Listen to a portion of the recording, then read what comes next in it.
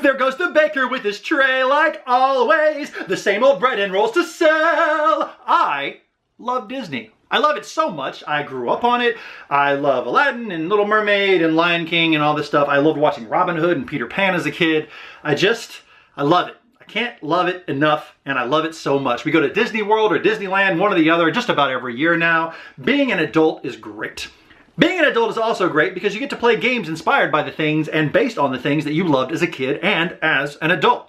Avengers and Harry Potter and all this stuff with Legos and games. It's just, whew, it's a good time to be a nerd and a good time to be alive. Maybe the best time to be alive.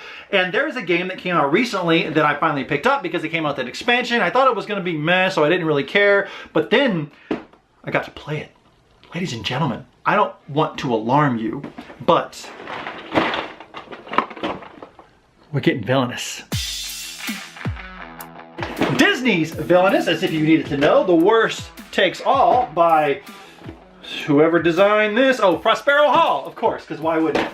Is a game for you and a handful of players to take the role of a Disney villain to fulfill your Disney destiny. What this game has you doing is you are taking control of one of the Disney villains. There are 6 in the base box and 3 in the expansion, and they all mingle together, and they're all super thematic and juicy and wonderful. What you're going to do is you're going to take your realm board and your really cool abstract looking version of yourself, and you're going to put it on there. You're also going to be given a little character booklet. This tells you what is special about your deck because every single deck and every single person plays very differently.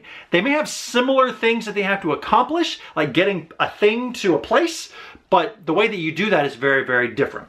So on your turn, what you're going to do is you're going to take your fancy little dude and you're going to put him on one of the spaces on your realm board, and you're going to do any of the actions in any order that you would like. These actions include getting power, which is basically the money of the game. Moving cards that are below your board, moving cards that are above your board, taking an action from one of those cards, etc. It's pretty basic stuff, honestly. Or you can also do the lightning bolt, which is playing a fate card. This is when you take the Disney villains and give them the reason why they exist, which are the Disney heroes. So for example, if you are playing Hades, one of your fates might be Hercules or Phil or Pegasus or Zeus and all kinds of stuff, and you're going to put those at the top of your board, and when you put them at the top of your board, they're going to block off some icons, which is going to be no es bueno, because those icons are very, very important, and the way you get rid of them is by going to another icon, which allows you to battle them with the cards you put below, and then they fight, and then you just remove them. It's very simple. This game is great.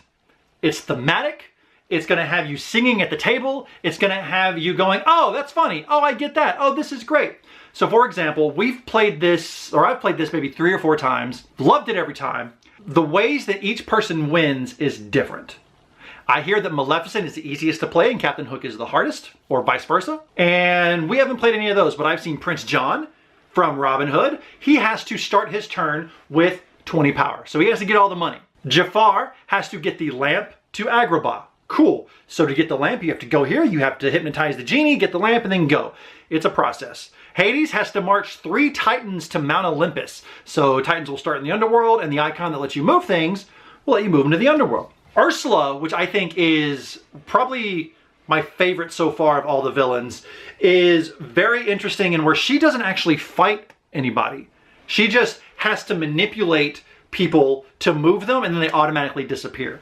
And she goes back and forth between her lair and the prince's castle, and whenever you do one, the other one's locked off, because if you're an octopus lady, you can't walk on land, and if you're a sexy lady with Ariel's voice, you can't go in your underwater lair. And then you have to basically get King Trident's trident to her lair, and it's just, and the only way you get that is by defeating King Trident. It's awesome. If any of that made sense to you, this game is for you. Let's do some housekeeping.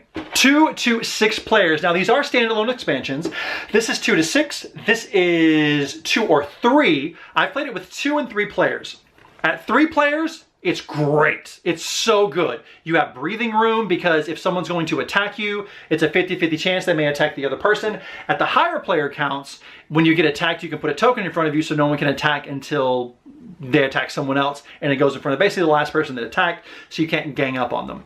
In a 2-player game, I find that, whoa, those fate cards that are the good guys fighting you, it's overwhelming and it's a lot to deal with, but still fun. Ages 10 and up, and then 50 minutes. Ooh.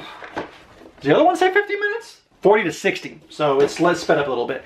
50 minutes it's not going to go 50 minutes. It's probably going to go 45 unless the 2-player game I feel like goes a little bit longer because you don't have as much time to get your momentum going before someone slams you down. The thing that I love probably most about this game is the winning conditions. Specifically, you don't win whenever you do the thing. You have to do the thing and maintain that until the beginning of your turn. So for example, that Prince John that has to have 20 power, he has to have 20 power at the beginning of his turn. So there are things that we can do in the meantime if you're like, oh crap, we only have a turn to get that done. We have ways to have him get rid of coins or power, but he also has ways to stop that. He has ways to stop him, we have ways to start him. It's very, very good. So we have to keep that and maintain that power until the beginning of our turn. It's really good. I cannot wait for whatever the third one is.